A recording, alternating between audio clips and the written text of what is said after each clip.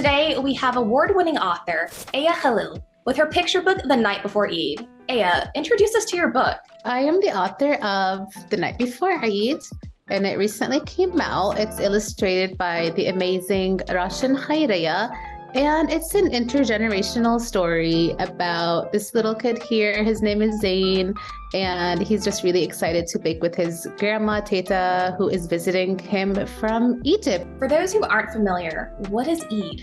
Eid is basically, it's a celebration after Ramadan. We had a long month of fast. We fasted for 30 days. So this is just kind of like an end of the month celebration. We go to the mosque and pray. We spend time with family and friends. And then also we congratulate each other for finishing Ramadan. Is it okay for those who aren't Muslim to celebrate Eid? If they want to give their Muslims who celebrate Eid like a Eid treat, that's totally fine. Saying Eid Mubarak, we love that. We love when people recognize us in our holidays. My friends will tell me Eid Mubarak to you and your family, or Happy Eid.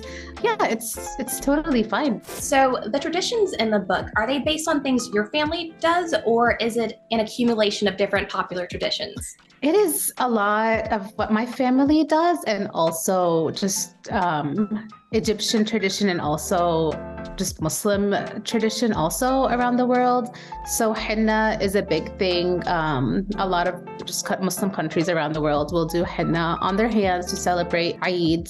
Baking cookies also, that's like a big thing. Baking in Ramadan and Eid is huge. We bake all month long and pass it to neighbors and friends. Also, if you've read the book, you'll notice money. Eid money is really popular. It's called Eidiyah, and it's just basically like an envelope, and sometimes people will just directly give cash to children or teenagers or adults. My parents still give me Eidiyah until now, which is really nice. So those are some traditions that me and my family do, and also others do around the world. So at the end of your book, you have a recipe for powdered sugar cookies. Is that your favorite flavor, or do you have another suggestion for those who are more proficient at baking?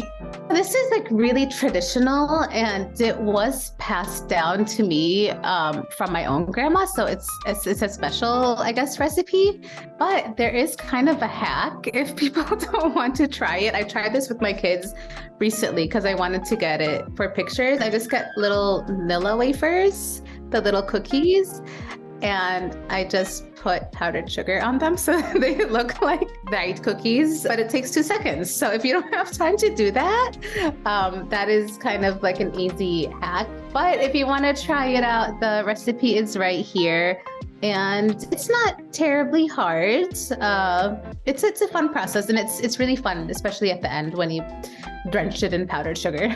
For those who don't know, your family's Egyptian. Are the cookies more Egyptian, or are they actually tied into the holiday?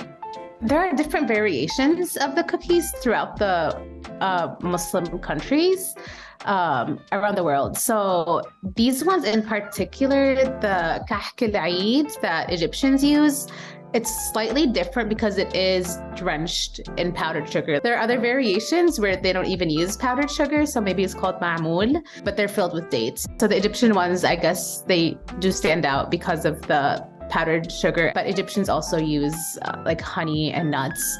And so it depends. Yeah, there's a lot of different kinds, and they're all really good. What would you like your readers to take from your story?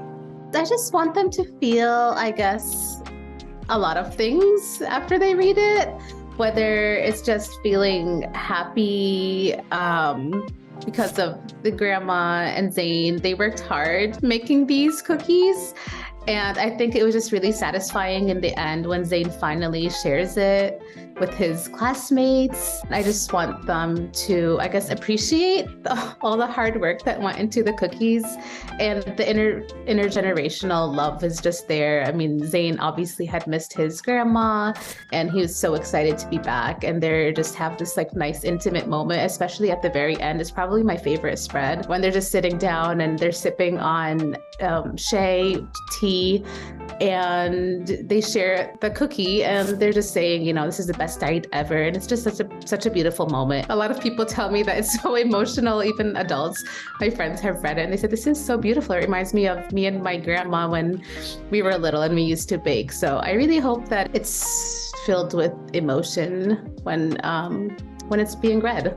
I think it's so relatable, honestly, to like everybody, whether you celebrate Eid or not. There's just so many aspects that anybody can relate to. The illustrations go beautifully with your story, but they're not as straightforward as one would think. It's actually a mixture of different mediums. Could you tell us a little bit about that?